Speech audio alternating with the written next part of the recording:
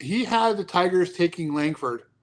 However, a lot of the talk that he's been hearing, and also Joe Doyle, who writes for a different website, hearing the Tigers have some rumblings on Kyle Teal. And McDaniel put him at a 5 to 10% chance of them saving some cash for Teal, and then using that money to sign other players at higher bonuses in the first 10 rounds.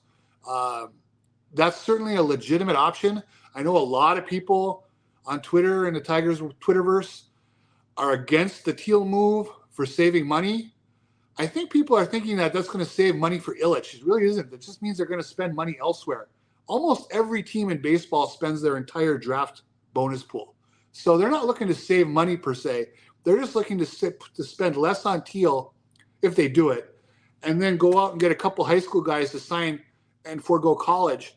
And then hopefully instead of adding one really big name player like a Paul Skeen or whoever, sign 3 players they really believe in long term and get the bulk of it instead of the quality. So it's a legitimate option. I still think, though, at the end of the day, they're going to walk away with Langford. So, I mean, I would say, like, what do you think is the best option? Because I think this team's probably not a piece away, even if they get a Langford. I still think the offense is still a little incomplete. What is the best option realistically? Is it Kyle Teal and then saving money, or is it just going for the best player available no matter what the cost is? At the end of the day, I'm for adding premium talent. So I would hope they won't play the games of spending less on one guy to spend more on 2 others. That has worked. I mean, that worked. That's why Colt Keith is in this organization. They spent $500,000 on him. And that wasn't the level of money a 5th rounder usually gets. So it can work.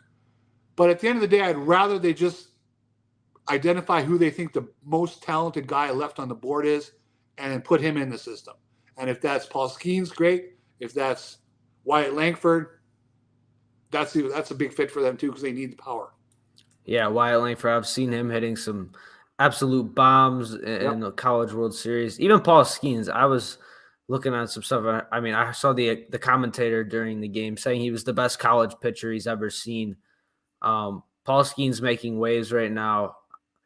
I don't know. Do you still think Tigers fans would be bringing out their pitchforks if the Tigers did take Paul Skeens with the 3rd pick? Oh, there's going to be a lot of people who say don't take pitchers. They're going to bring up all the pitching disasters the Tigers have had over the years. They're going to say Casey Mize has never done anything. Jackson Jobe.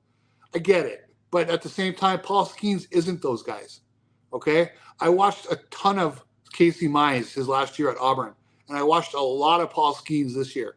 Paul Skeens is better. Just pure and simple. He's better than Casey Mize at this point in time. So if they end up with, I will not shed a single tear if they walk away on draft night with Paul Skeens. That would be fine. Do they need offense? Yes, they do. But, that's what the rest of the draft can be focused on.